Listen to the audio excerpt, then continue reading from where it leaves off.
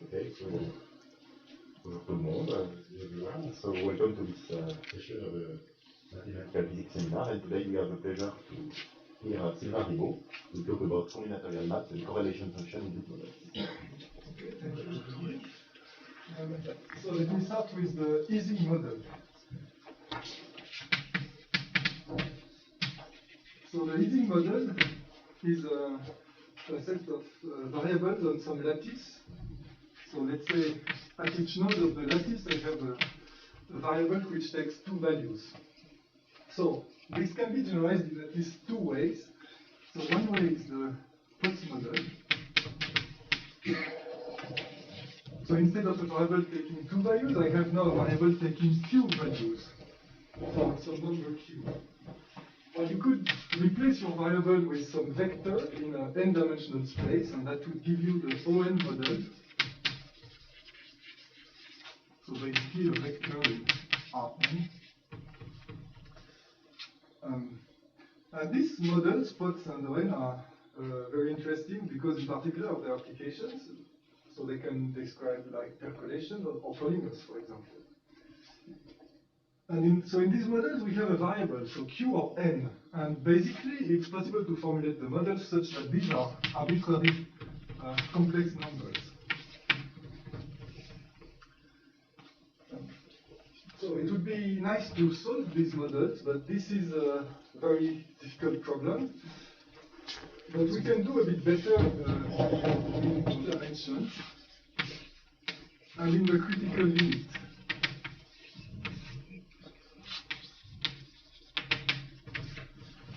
So in two dimensions and in the critical limit, these models will become conformal field theories, and they will have conformal symmetry described by a Virasoro algebra.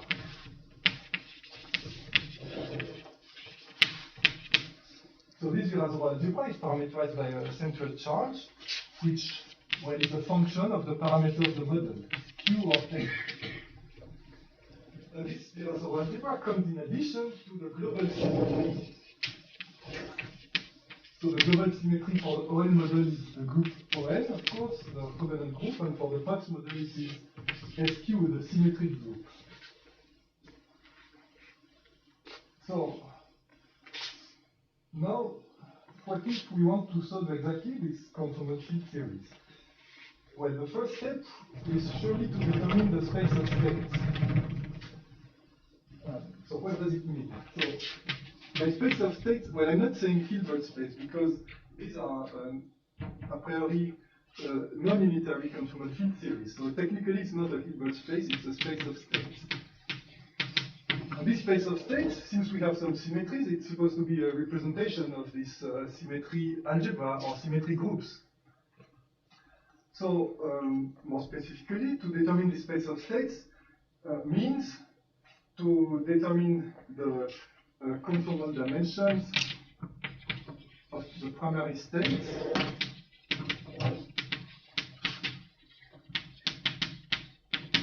and also to determine in which representations of global symmetry they transform.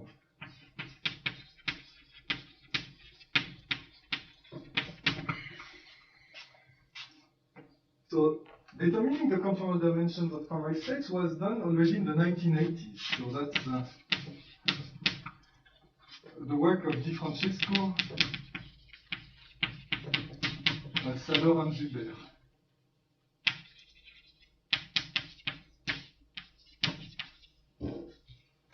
Determining the representations of the global symmetry group was took a bit more time, so this was done last year. We did it in an article with Jesper Jacobsen and Hubert Saller.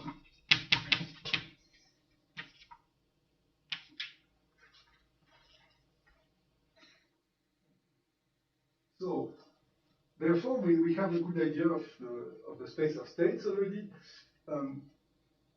But this will be far from enough to solve these models and to give you an idea of why this is far from enough and why eventually we need to worry about combinatorial maps. I have to give some hints of these results. So what are these conformal dimensions of primary states in these models? Well, these dimensions can be parameterized by cat-stable indices. So we have dimensions of the type delta Rs, where R and S are rational numbers. Maybe I should write in some corner a bunch of formulas just to be definite. So, for example, the relation between the parameters and the central charge. So the n of the ON model is related to the central charge by the following formula. So n is minus 2 cos pi beta squared. If I parameterize the central charge, like 13 minus 6 beta squared minus 6 beta minus 2. The Q of the Potts model is 4 cos squared pi beta squared. And the dimension delta Rs is R beta minus S beta minus 1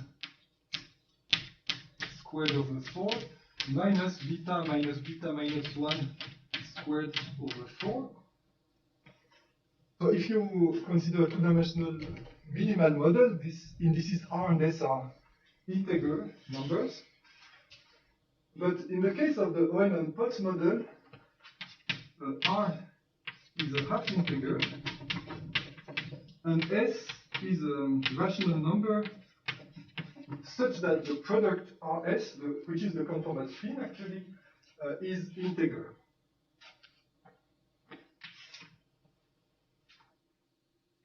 Okay, so these are the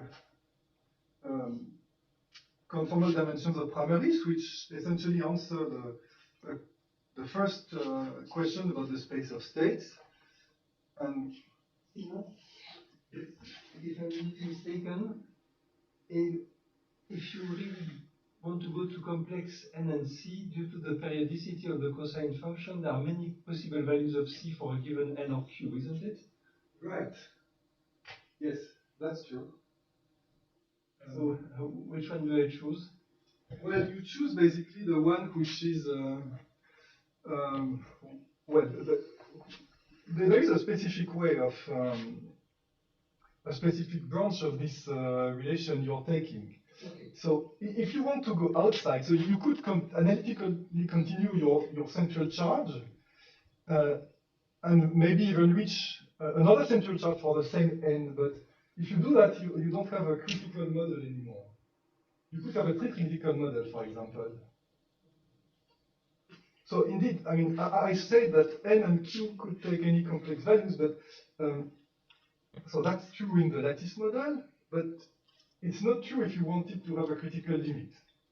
But it becomes true again in the conformal field theory where you can analytically continue.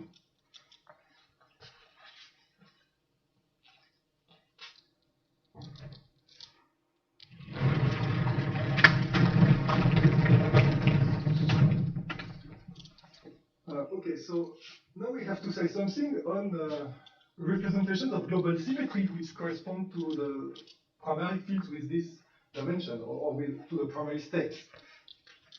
So here it's a bit complicated, and I will only give a sketch, an example actually. So there exists a primary state in the ON model with dimension delta 2, 0.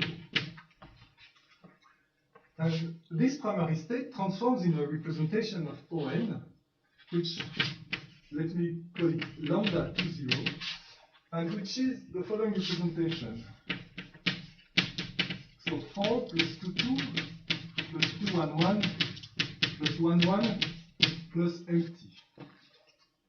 So here each bracket is an irreducible representation of the group ON, the orthogonal group, which I'm writing as an integer partition equivalently as a Young diagram. So if you want, this 2, 1, 1, for example, means this Young diagram.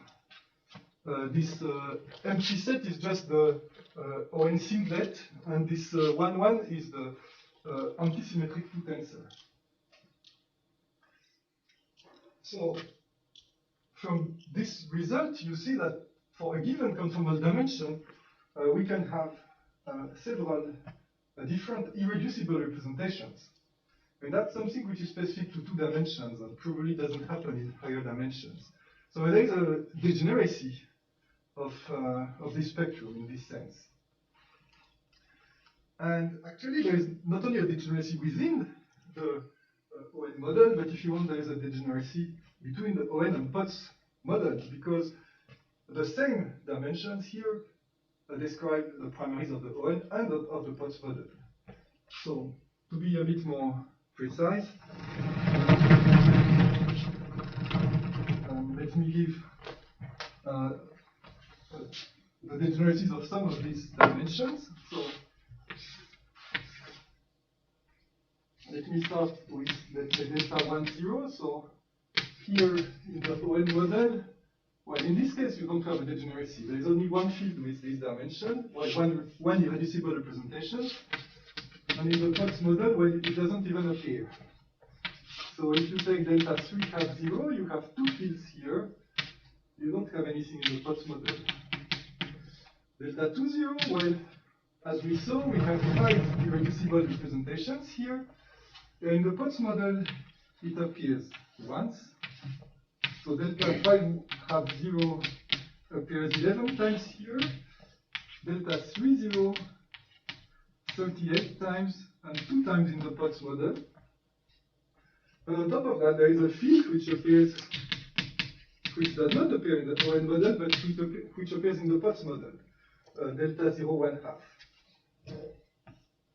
Is it true that if you don't look only at the multiplicity, but at the dimension of the representation, it's an integer? So the dimension of the representation, yeah, it's an integer if, well, if n is integer. Otherwise, it's just a function of n. Like the dimension, if you want, of the vector representation is n, right? Yes. Yeah. So, well, if n is complex, it's no longer integer. But then, because the multiplicity of the representation in the full space is not the number of representations that appear, it's the dimension of this representation, isn't it? No, the multiplicity and the dimension are different.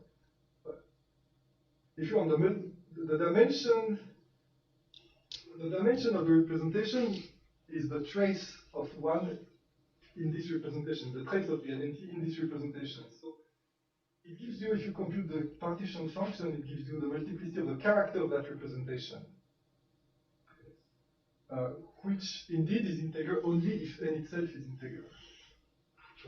Isn't it a bit... So yeah. Yeah, it's a bit troubling, but it was troubling since 1987, actually. So, yeah, this was computed only recently, so... Yeah, but already at that time they had partial results. Like they knew, for example, that you had this vector representation appearing with some multiplicity, which is in general non-integer. But we have a space of states. I mean, we have a real-life vector space somewhere. Yeah, as a vector space, I mean, it's only when you compute the partition function that you have trouble and that you have multiplicities that look like they are not integer. As a vector space, it's well defined with integer multiplicities. So you do not pretend to analytically continue the vector space for complex X, that's the point. Right, the vector space doesn't care much about n, actually. What's the status of the vacuum state? Well, in each of these models, you have a well-defined vacuum, which transforms into singlet representation, and with conformal dimension 0. So it's yeah, pretty straightforward, I think. It's normalizable? Yes, it's normalizable in the sense that, let's say, the two-point function is 1, just finite. For all beta? Yes, right, for all beta. Except that, okay, if you choose your value of beta of potential charge, if you don't choose it right, the vacuum may not be the lowest dimension state. So you could have states with lower dimension. So it doesn't include the leave of No, the Liouville series is rather different because there you have a continuous spectrum, but here the spectrum is completely discrete.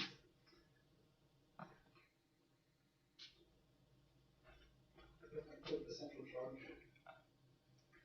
So this is beta, and we can tune it as we like, or at least so. So goes the construction. Yes, central charge is dependent on a continuous parameter then. Say beta. Yeah, the central charge itself is a continuous parameter. Right. This is a little troubling.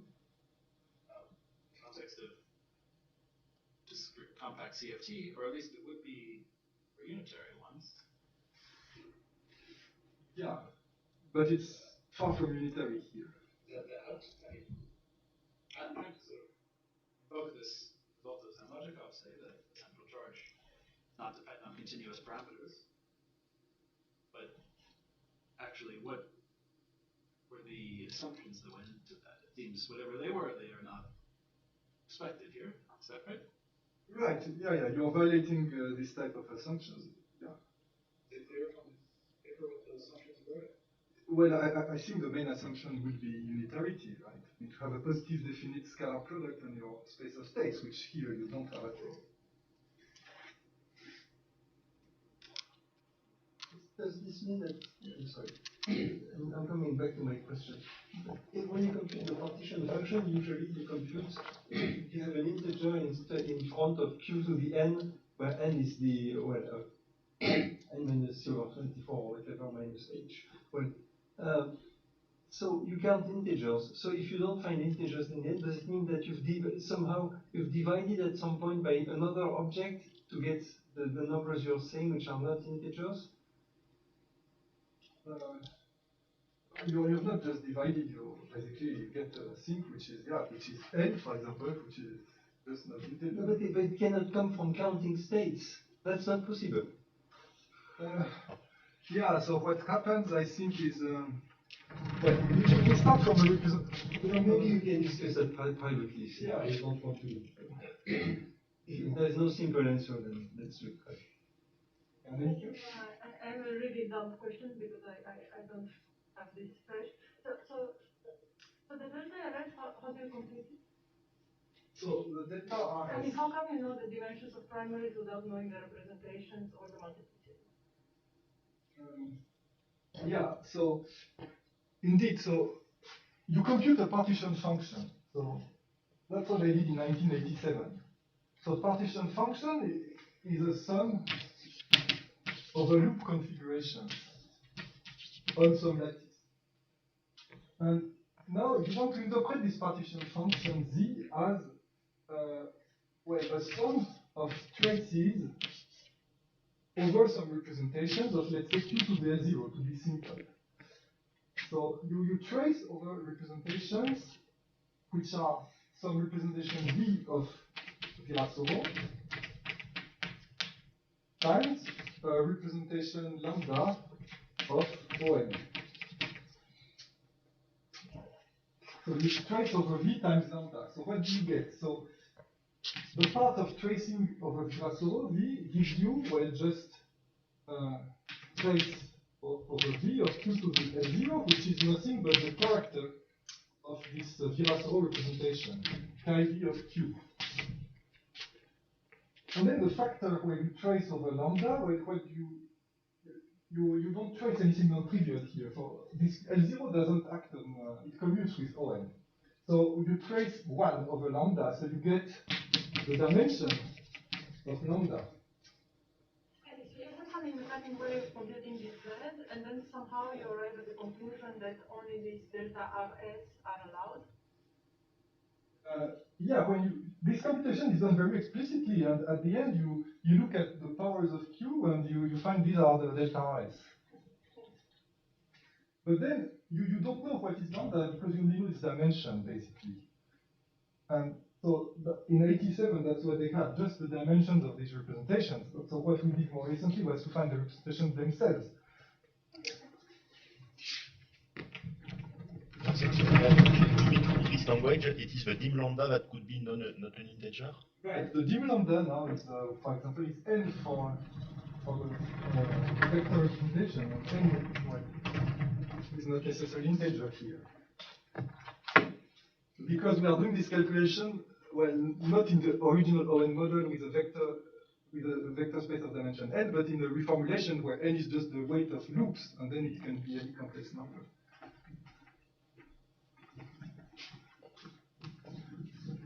Okay, so now we know the spectrum more or less, but when it comes to correlation functions, I mean, this type of results are very clumsy. Because let's say you want to compute a correlation function involving this operator of dimension 2, 0 4 times. And this field belongs to, well, to this representation lambda 2, 0, which I raised, but which was made of 5 irreducible representations. So when I want to compute this, I first have to specify in which irreducible representation each one of these fields belongs. And even I may have to specify which state in which representation it corresponds to. So at the end, this gives me a lot of linearly independent correlation functions. And to be more specific, the ON symmetry would predict that for this 4-point function, you get 2,862 linearly independent 4-point functions. And this number is just the dimension of the space of invariant 4 tensors over lambda 2, 0 to tensor 4 times. So how? I'm sorry. This looks like now it looks like a miracle. Why is this an integer then?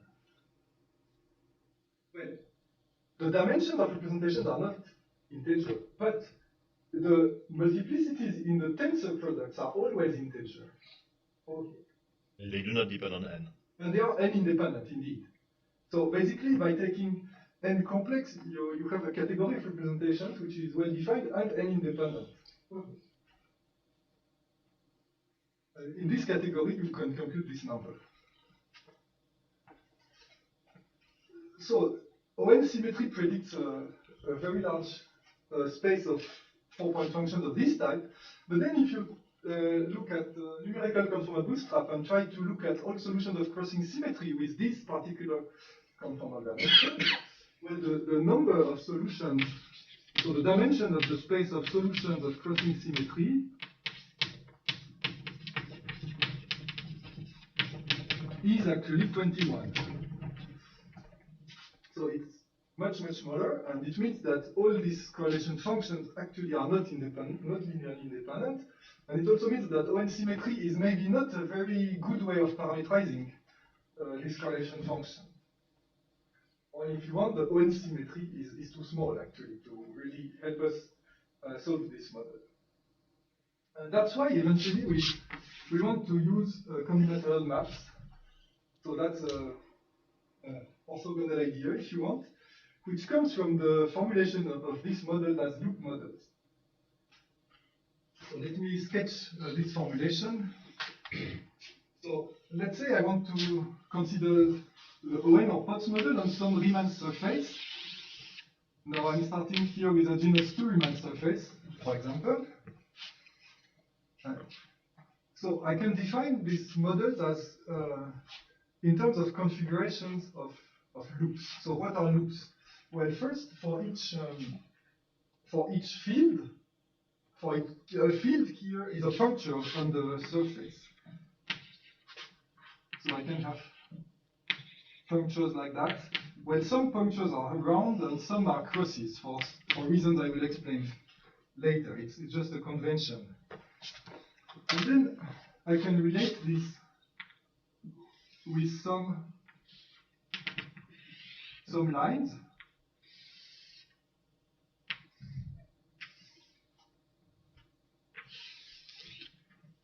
For example. And in addition, I can have closed loops as well, which don't end on any puncture. So that would be a loop configuration, which contributes to a 6-point function on this genus 2 Riemann surface. But then, I mean, you can have really any number you want of these closed loops, but if you forget about the closed loops, what is left is just this diagram, which actually is a graph. So it's a set of points and edges which end at points, which end at vertices. So the yellow figure is just actually a combinatorial map.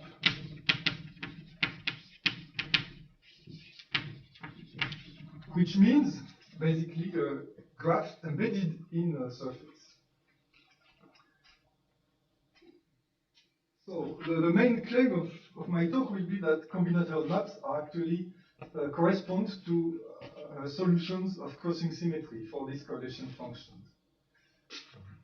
But to make this claim, I have to, well, to first tell you what is a combinatorial map. So that will be the first part.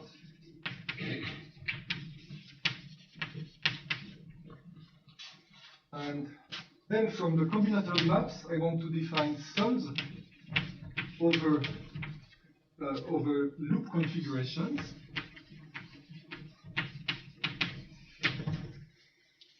So basically to tell you what configurations of loops are allowed and how we sum over them and what we sum actually. What are the weights of these different configurations. And then the last part will be to relate this with the conformal bootstrap.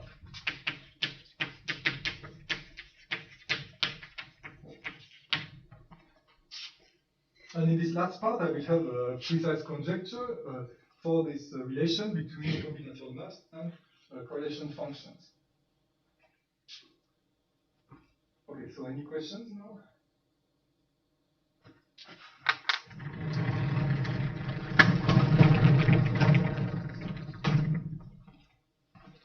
So, how do we describe a graph which is embedded in a Riemann surface? Well, to make my life easier, I will restrict to planar maps. So the ones which can be embedded in a sphere, well, sphere or plane, equivalently. So a map is first of all a graph.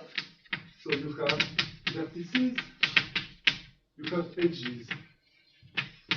And to describe its embedding into the sphere, well, it amounts to giving a cyclic permutation at each vertex. So a cyclic permutation actually of the half edges at each vertex. So if I have a vertex here, we have a number of edges ending on this vertex. Well, technically we call them half edges because the other half of the edge is, ends at another vertex. And there is due to this living on a surface, we can, let's say it's oriented surface, and there is a natural cyclic permutation of these half edges.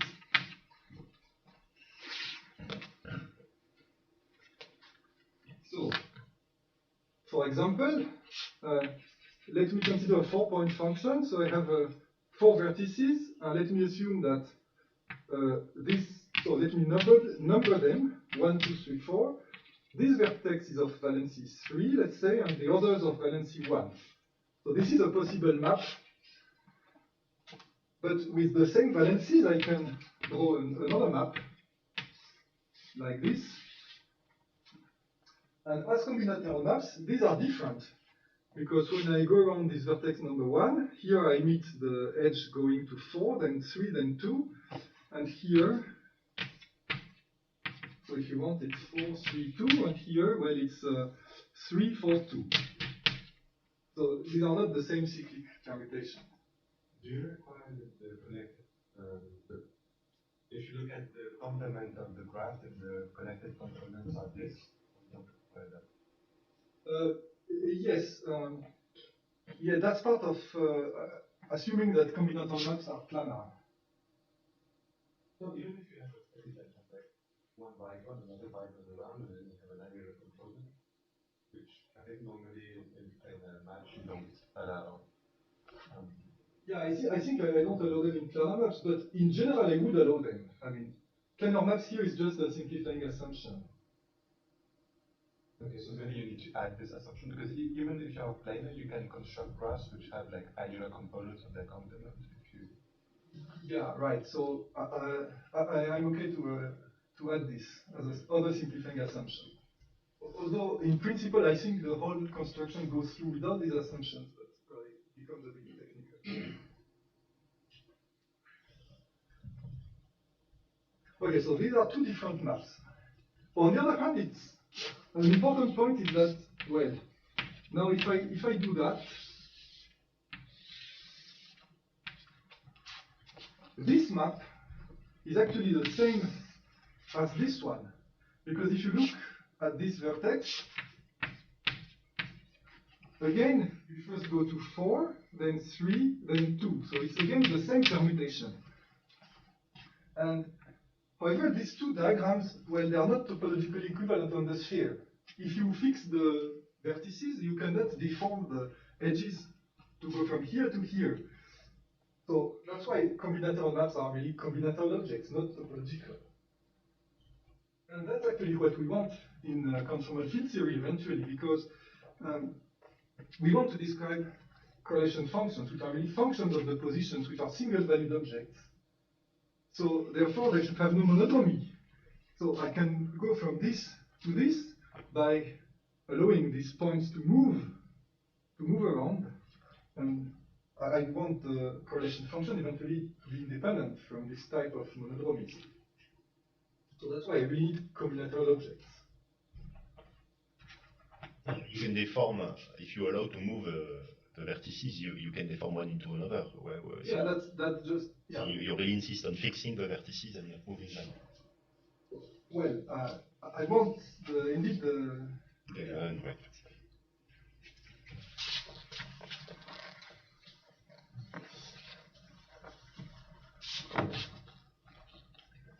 Okay, so now I'm not going to allow any of these combinatorial maps. I have the technical assumption, which is no monogones. And what is a monogone? Well, now we have edges, we have vertices, but we have also faces. And the monogone is a face with just one edge. So this would be a monogone. So, or in other words, you have an edge here which can be pulled inside a vertex. And that we don't allow. So we assume that all our maps don't have any monogones. I must say that it's not that obvious why from conformal field theory or the principles we have to exclude monogones, but it's an important assumption. So excluding monogones doesn't mean, well, excluding this map, for example. So this is a simple map with just two vertices, and there's just one face here, which goes all around. But this face is not a monogone, it's a digone. It sees two edges. These two edges, these two half edges, if you want, belong to the same edge, but it's still a digone. So this is allowed.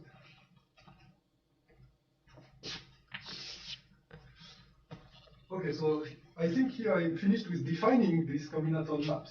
So are there questions? So if there are You said on the left you would not allow them, but they are allowed, these maps on the left. They have no monogones. Here? Yes. Yeah, here all of this is allowed. What is forbidden is this. Yeah, okay, I hear the converse. This is allowed. So let me make it clear. So this is not allowed.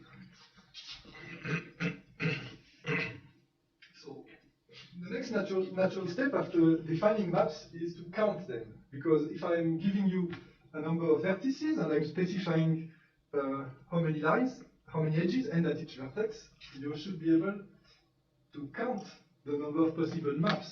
And this number is finite.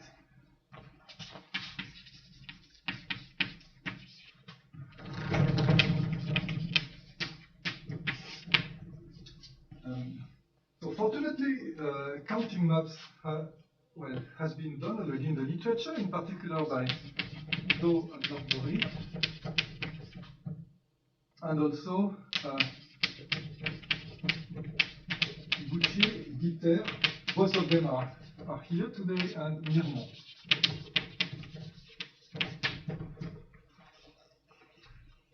So we don't have to do it like by hand. We have results, and in particular in the case of 4-point maps. So we know the numbers of maps. So let me write them, but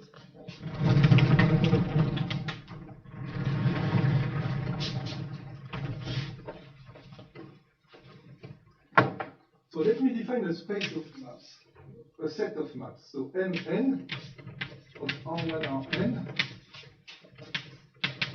is the set of maps with n vertices of valencies 2R1 to Rn. Okay, so my notation looks maybe a bit clumsy because I'm calling R half the valency of a vertex. So for example, this is R equals 1/2, this is R equals 1, this is R equals 3/2. But this notation is better for some reasons. So first, this R will be directly related to the cat-stable index R in conformal field theory. And some formulas are simpler if you write them in terms of this R. For example, the number of edges is sum of Ri. It has to be integer. And the numbers of maps I'm about to write also are a bit simpler if you write them in terms of R. So, now the number of 4-point maps, so, which is N4, is, well, it depends a bit whether R is integer or half integer. So if all the R's are integer, it is sum Ri squared plus 2 minus product delta Ri 0.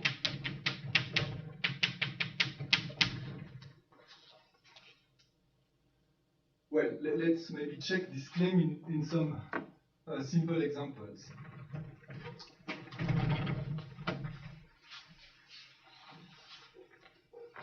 So maybe the simplest example is a map where all my 4 vertices have valency 0. And there is just one map of this type. So it's 0 plus 2 minus 1. So that's correct. One map of this type. Now, if one of the vertices has valency 2, well, we have this map, and this map. So here we have 3 maps, and that's what I should get if R1 is 1, the others are 0. So 2 plus 1, 3. It is quotiented by something because you see you have singularized one point in your picture. Yeah, but the points are always, the vertices are labeled. I can distinguish them. So here, if you want, it's R1 equals 1, R2, R3, R4, okay, R0. So and this 3 is L4 of 1, 0, 0, 0. How do they differ by the cyclic order around vertex 1? These maps, well, they don't really differ by the cyclic order. They differ by another combinatorial property, which is which of the other 3 vertices is included in this phase. So yeah, that's a good question. I have not really explained to you why these maps are actually different. But my definition was a bit incomplete. So when I have these vertices with valency 0, I have to keep track of where these vertices are with respect to the edges. In some sense, that vertex of degree 0 is not quite a vertex, but it's rather a face. That you put a marking in the face. Right. So in the combinatorial language, I could say indeed that this face is marked by having a nit this vertex, and the other face is marked by having two vertices on it. But here I want to interpret this not as just marking faces, but as vertices, because of the later application to consumer field theory. Sorry, they are not monogons. No, this is not a monogon because it has a vertex in it. So actually, what I was calling monogon more precisely is corresponds to an edge which you can pull inside a vertex. But if you try to pull this edge, you will be stopped by the other vertex.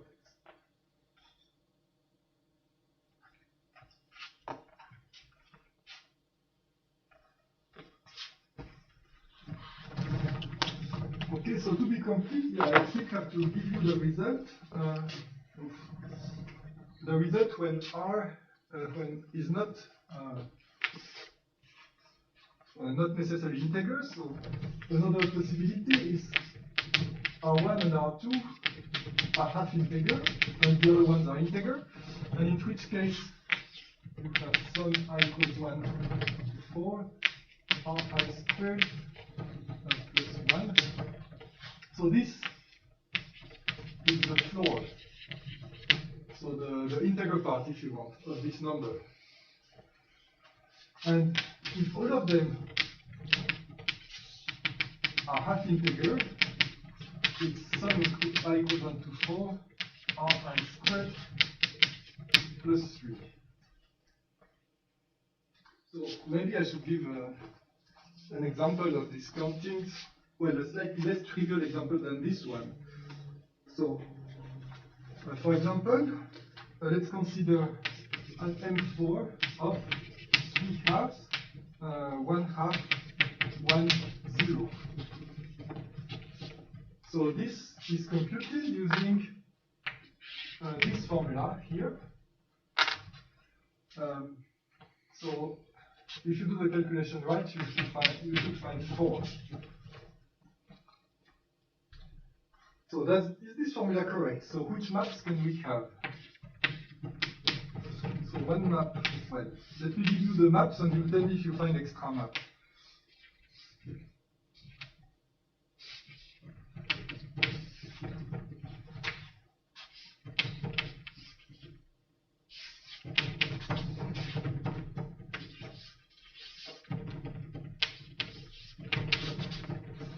Okay, so these would be the 4 maps in this set.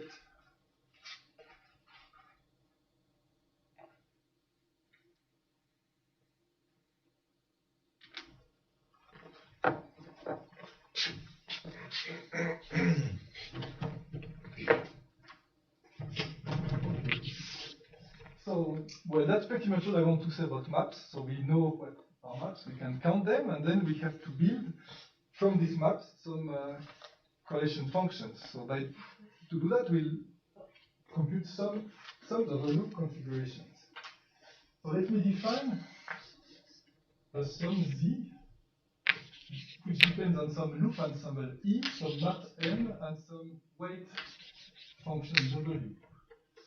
So that would be a sum over E subject to a constraint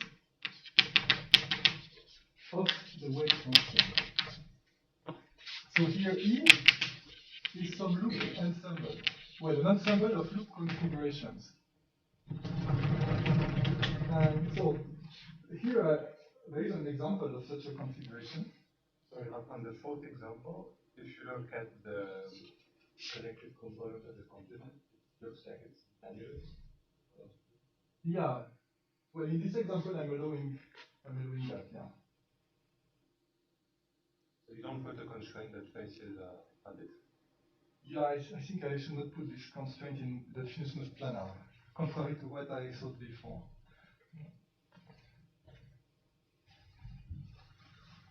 But what I want to forbid is to have some handle here, some hole, right? I mean, that would not, I would not count as a planar map. But the fact of having several connected components, I mean, that's okay.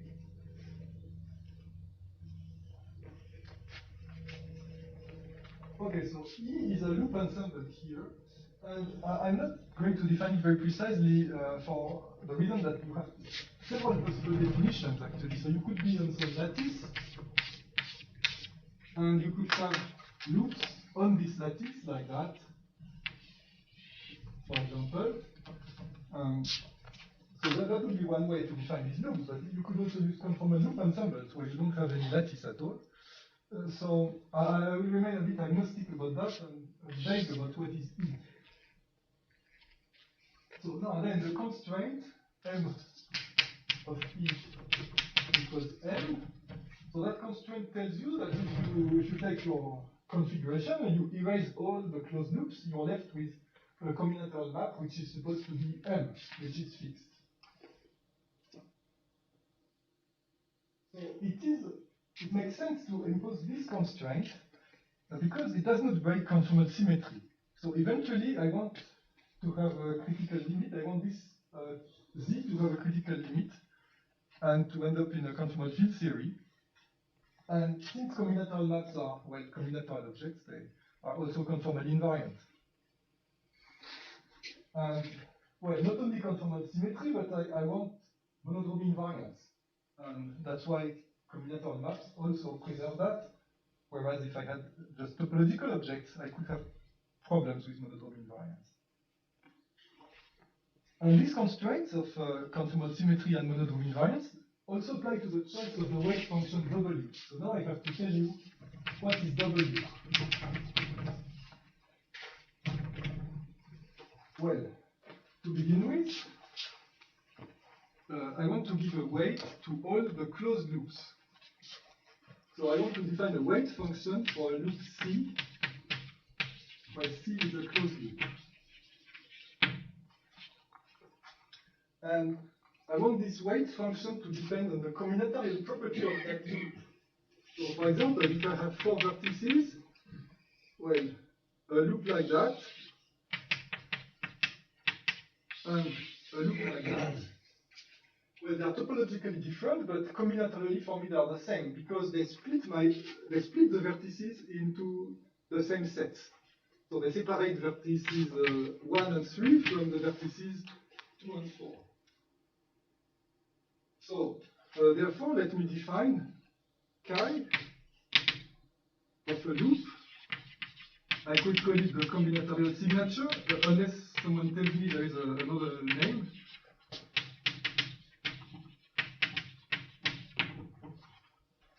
And the combinatorial signature is just saying how this loop splits vertices into subsets. So, in this example of a 4-point function on the sphere, can you tell me how many different combinatorial signatures there are?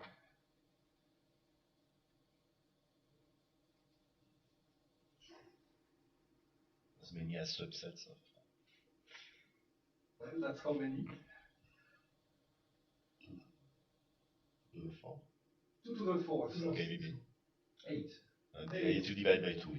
Yeah, you have to divide by 2 because, yeah, so you choose this subset, but the compute of the subset is the same. So indeed, we have 8 signatures here. So, for example, well, you have this.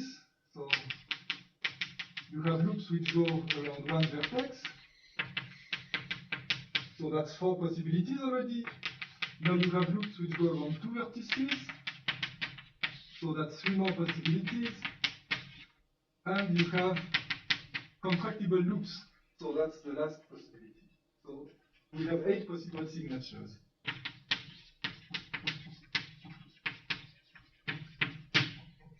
And so here the situation you describe is only when you have your vertices are well, okay, your crosses are isolated vertices, because when you have if you have a map with edges, then the closed loops they right. You only need to take care about connected components. Yeah, thank you. So I have to make explicit one implicit assumption here is that all these loops are non-intersecting. So indeed, if I have a map, combinatorial map with, let's say, a line here from this vertex to this vertex, then I cannot anymore have a loop with a closed loop with this signature. It's incompatible. But okay, in principle, I have a maximum of 8 possible signatures here for a 4-point function on the sphere. And therefore, to define my sum z, I have to specify 8 numbers corresponding to the weights of all these possible closed loops. So, this function w, well, let me write it here.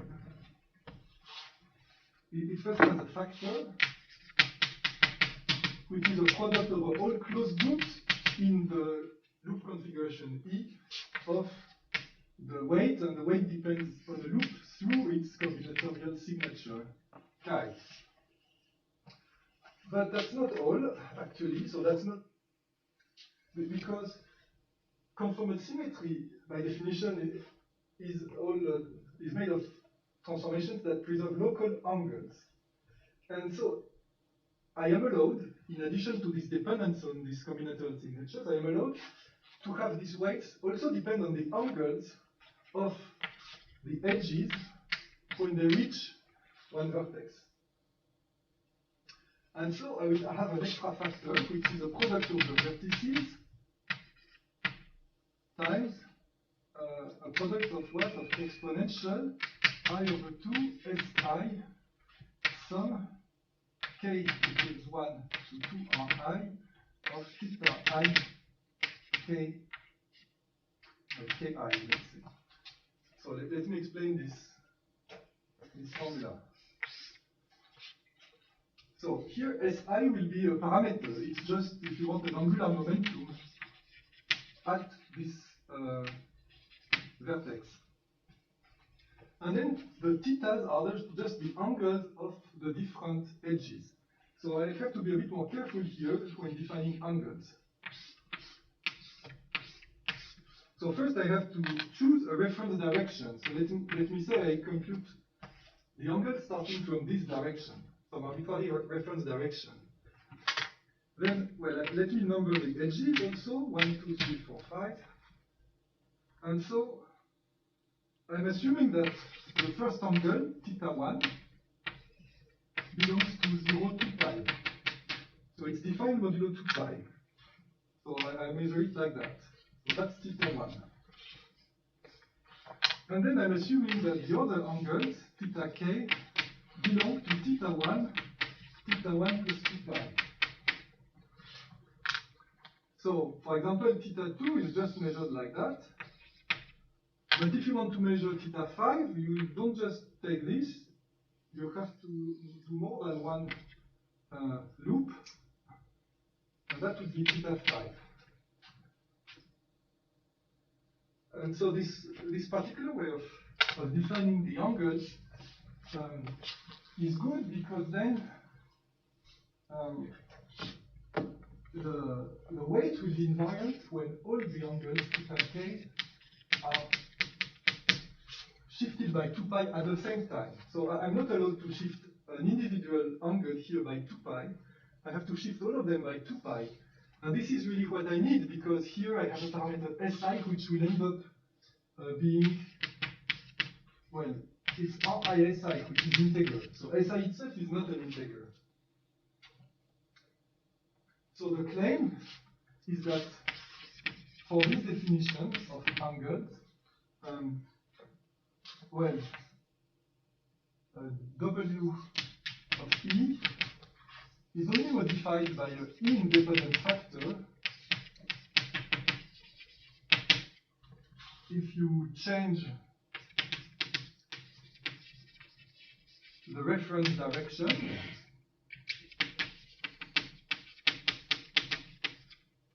so here, this reference direction, or if you change the reference edge.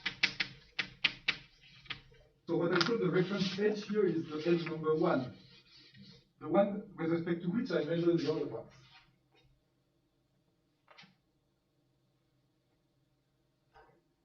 And so if this W of E is only modified by a E-independent factor, it means that the sum here, Z, is also, well, only modified by a overall factor, and therefore for me it's the same.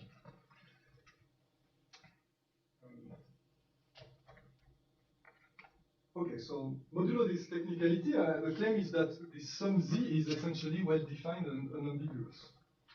And also it has a chance of going over to the critical limit, because I did nothing which could violate conformal symmetry. No explicit contribution of N or Q. That's what I'm about to tell. I mean, how to relate all these parameters to the parameters of conformal field theory. Because, yeah, I have a number of parameters here. I have the SI, I have the R's, which are the number of edges per vertex. So here already you can guess they are related to the cat stable indices. But I also have all these weights of topologically trivial loops, which I have to relate to the parameters of conformal field theory. So, sorry, I don't understand what is WKC in practice. The weight of the combinatorial signature, yes. Did you define it? No, I just tell you that for each signature you can have a weight which is just a number which for the moment you choose.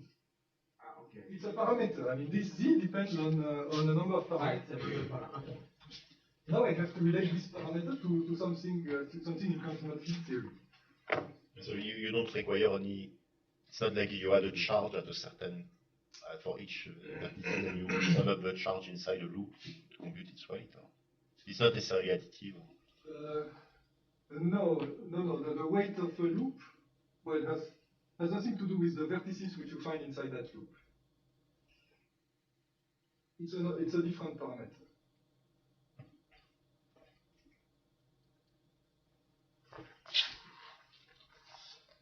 Okay, so I'm reaching part 3, which is a relation with conformal field theory. And indeed, we have to start with the parameters. So, if you want, R and S, they are just related to Katz table indices of fields.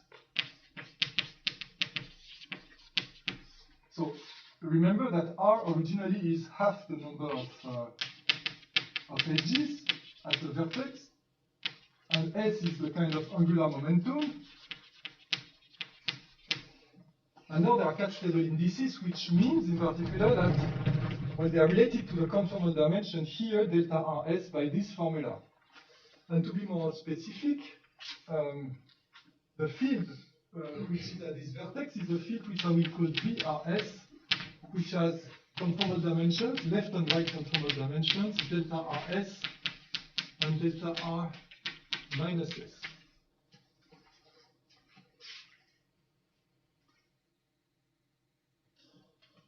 Okay, so I mean, these relations between Katz table indices and some geometrical parameters, well, they are known since the 80s using the Coulomb-Gauss methods, but I think this precise definition of angles here is new. Or at least if someone finds it in the literature, I'd be interested.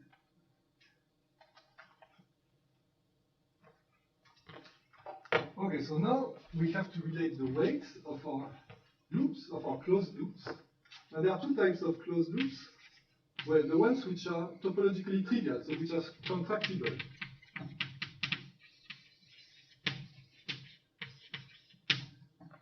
And so the weight of a contractible loop is related to the central charge, C by the formula minus 2 cos pi theta squared. So actually, if you are in the ON model, it's just N. So that's familiar from the usual lattice definition of the ON model, where for each loop you add a factor of N. And that's how N can be a complex number, actually. Okay, now when you have a non-contractible loop, the weight is 2 cos 2 pi p, where p is a momentum. So a momentum is another way to write the conformal dimension. So the conformal dimension you can write as c minus 1 over 24 plus p squared, and you call p the momentum.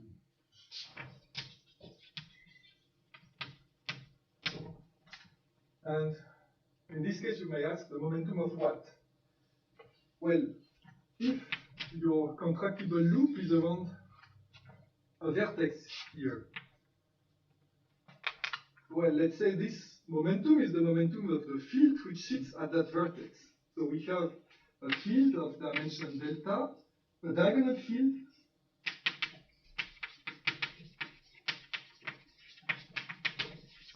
meaning that its left and right conformal dimensions are both equal to delta. So delta equals delta bar. And yeah, any loop which goes around this vertex has this particular weight. Then we have the problem of loops which don't go around one single vertex. So, for example, well, let's do a map like that. You can have a loop here which goes around several vertices, which goes around the sub-map, if you want. And, well, I want to call it, if you want, the S-channel loop, or S-loop. And to this S-loop, I'm associating a field V delta S, whose conformal dimension is a function of the weight of this loop. And we'll see shortly how this field can appear in the calculation of these correlation functions by the conformal bootstrap.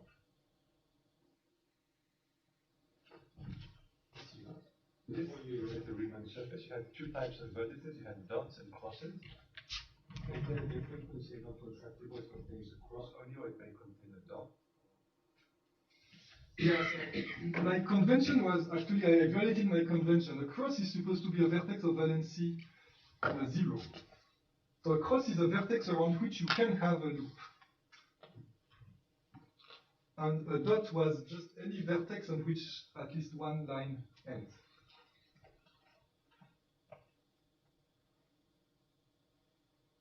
But I'm not sure I want to erase this nice picture.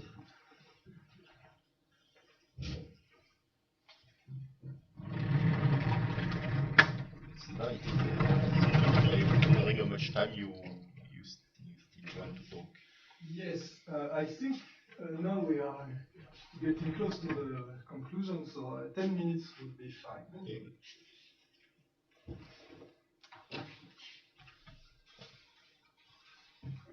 Okay, so now I have to define well the correlation functions which are supposed to correspond to this sum z. And to do that, I want to solve crossing symmetry. So crossing symmetry is a system of linear equations for me. So you have a sum over some dimensions belonging to some spectrum, Sx. So I tell you what is x. You have structure constants here, dx delta delta bar, and you have a conformal block, d delta delta bar, which also depends on position, zi. So that's supposed to be how you decompose a 4-point function, I equals 1 to 4, vrisi, into conformal blocks. So here the conformal blocks G are supposed to be known. They can be hard to compute, but they are universal objects, just like characters of representation, so we assume they are known. So D are the structure constants of your particular CFT, so they are unknowns, the unknowns of these equations. And Sx is the spectrum, where x could be STU. So I have a 4-point function, so I can decompose it in the S channel, T channel, or U channel. Well. So that's STU. The block also depends on the channel, of course. GX. So the spectrum, now I have to say what is the spectrum so that really it is known. Well, in the spectrum, I want to put all the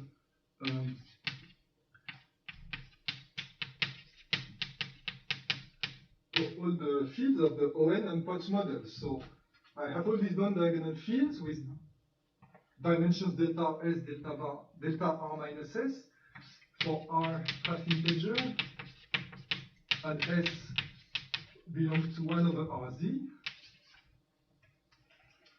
And then I'm adding to that one diagonal field of dimension delta S. Well, if I'm in the S channel. So that's how the weights of this particular loop enters this bootstrap program. So the equations, the bootstrap equations are just to say that this quantity is independent of the channel. So this gives you a lot of equations, if you want, because this has to be true for any value of the position Z.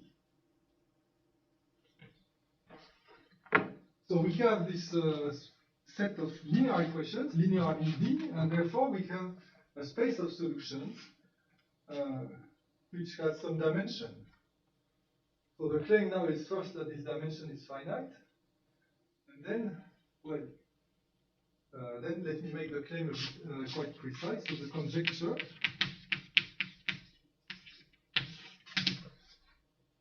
so the set of Z of some Z, E of MW, for the various possible maps M. So this is a basis of solutions of crossing symmetry for this particular crossing symmetry equation. And the corollary of this conjecture is that the number of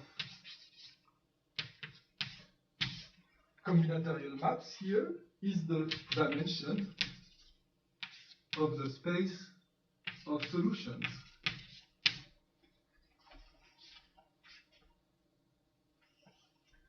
Okay, so that's the main claim I wanted to reach.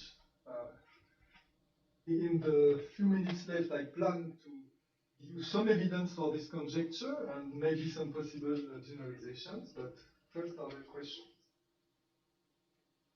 So the 21 solution, it matches with this corollary. Yes. So 21 was an example of this. So the claim is that for M4 of well 2, 2, 2, 2, because I had 4 times the field to 0, so that would be 21.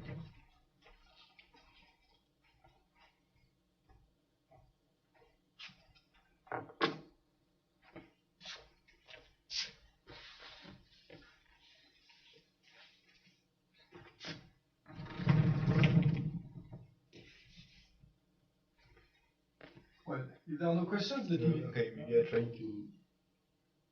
The meaning of your conjecture, so you fix a map, is it for a fixed map, your conjecture? So here... what do you need to have? Ah no, okay, the basis is indexed by maps. Yeah, right. So I'm giving you a number of vertices, and I'm telling you what is the valency of each vertex. So, and based on that, you can construct, you have a set of maps. So M4 of R1, R4. And for each one of these maps, you can construct Partition function. Well, a sum Z, yeah, which you can call a partition function.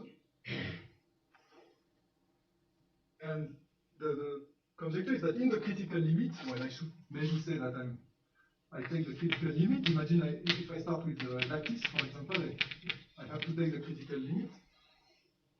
So that this limit exists, and that this limit is a solution of this crossing symmetry problem, and also that this gives me a basis of solutions. The D's, the structure constants, they do not depend on anything apart from the conformal dimensions, whereas Z was depending on the angles theta, for instance. Isn't it? That you would put at each... No, because Z, the set Z, is a sum of all possible configurations, for all possible loop configurations. So you integrate also on the angles. that you can have for Yeah. the, okay, with the trivial rotational invariant measure.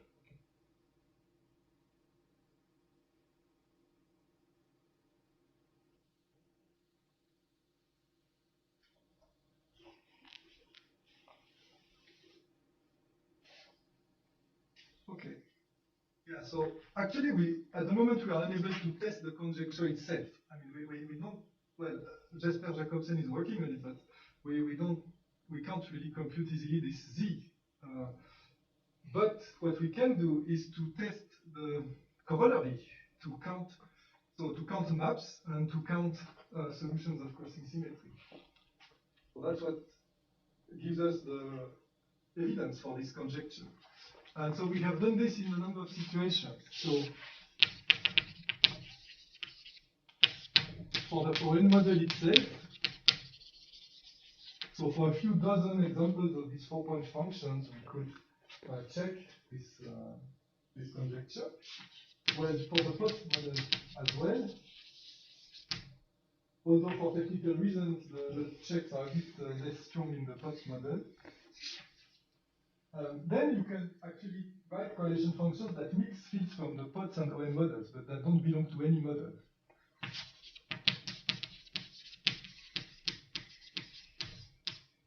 So mixed correlation function, let's say. And then, well, if you start to add loops here with, well, with arbitrary weights. So in other words, if you start to add diagonal fields with arbitrary dimensions, so V delta with delta any complex numbers. So that doesn't belong to either the POTS or ON model, but you can still consider their correlation functions, and it also works for them.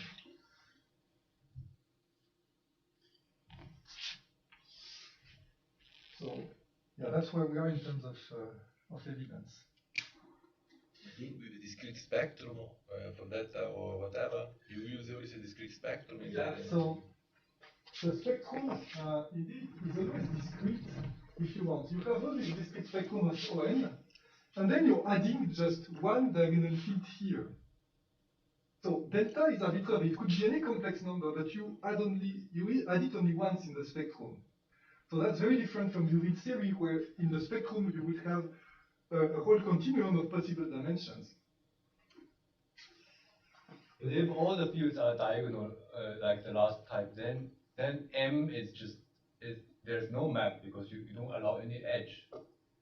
Right. Well, there is a trivial map which is which is nothing. Which is just nothing. So in this case, indeed the M4 is 1.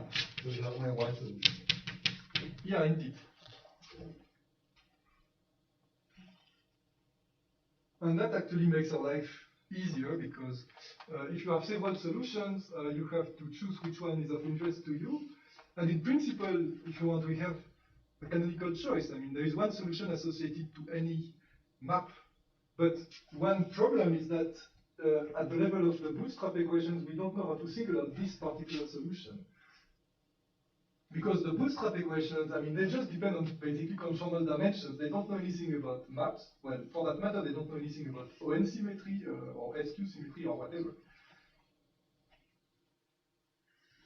So, and can you identify, because, okay, you have a space of solution of a bootstrap, then, like, if you take a single vertex operator you insert, is it compatible with the fact that you know, the multiplicity of solution, you associate to this field a particular, like, it is associated to a particular representation of the ON group of SQ group, right? I mean, like, do you have also a local representation of CFT? I mean, no, I mean, all this is completely incompatible if you want with the ON or SQ symmetry.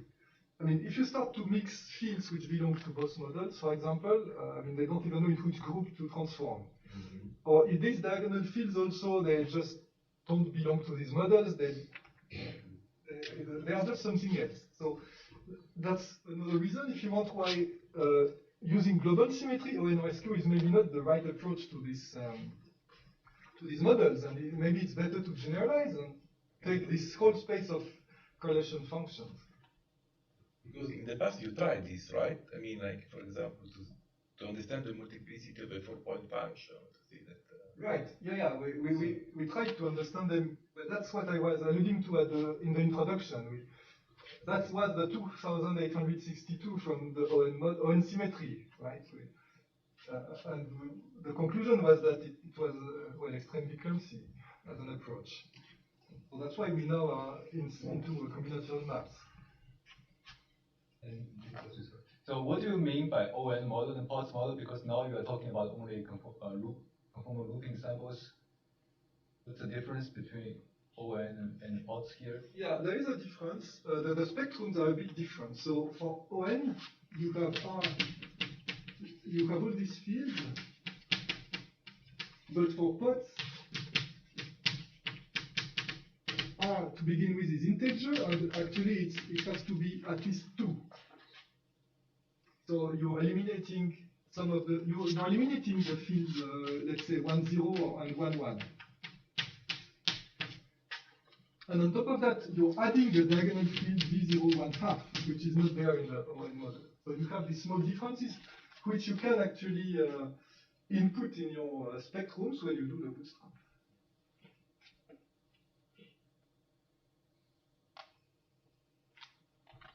So, Let's start.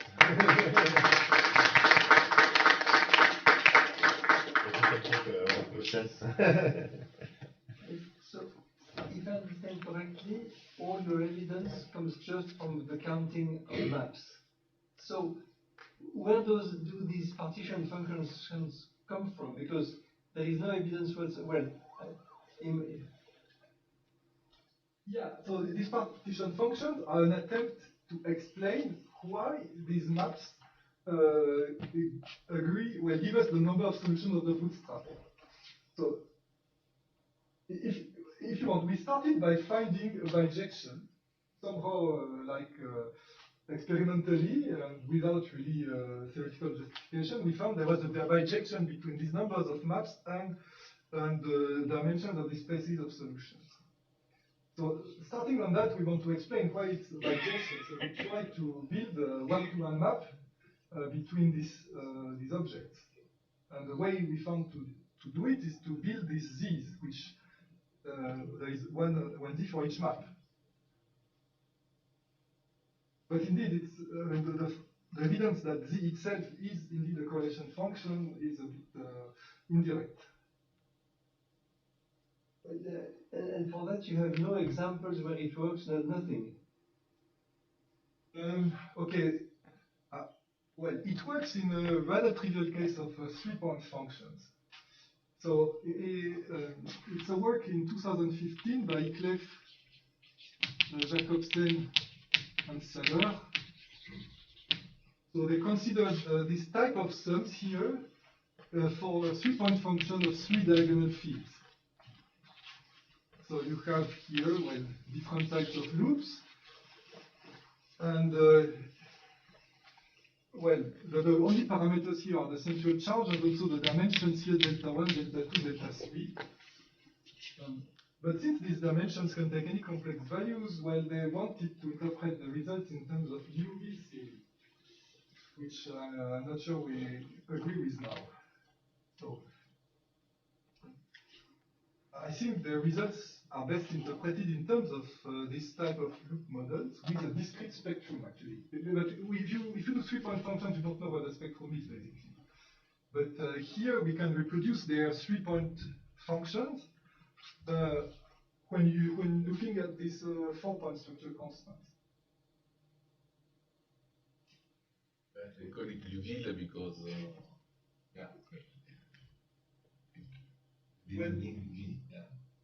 Well, I think at that time they meant Liouville.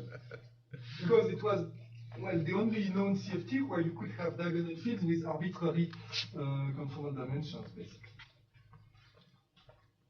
Would there be any relevance for your purposes to consider the model coupled to quantum gravity that is on a random lattice? I really don't know, but yeah. I mean, is there any connection with conformal bootstrap? between the quantum gravity approach and conformal bootstrap are there only. Well, certainly, but okay. We will have to discuss it a little. The group of the mathematicians are very excited because of this result.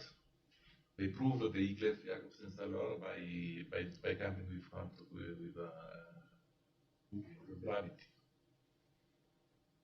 No, with CLE, conformal loop ensemble coupled with gravity, and we prove that you get this Newville consequence.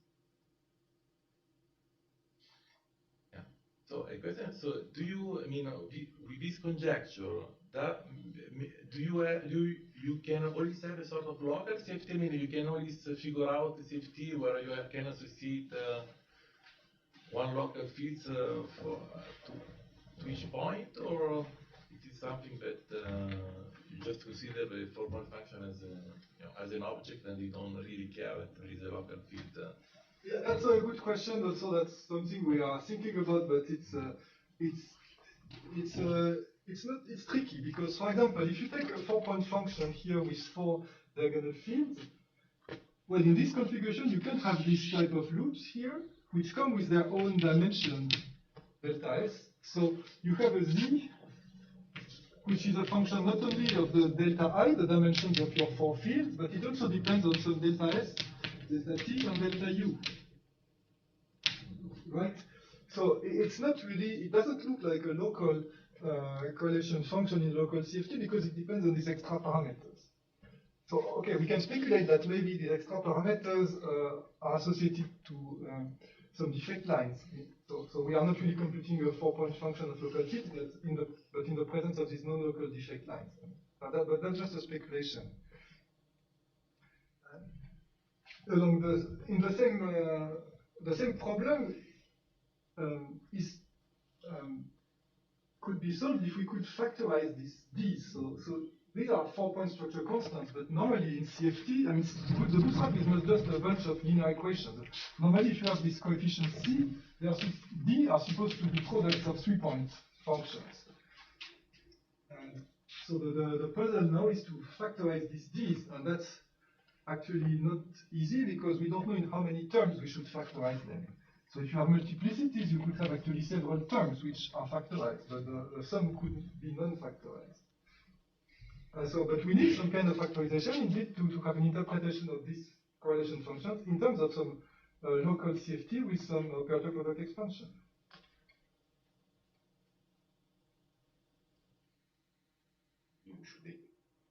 Thanks, Sylvain, again.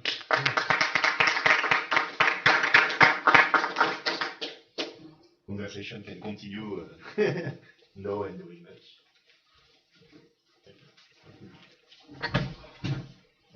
Vous êtes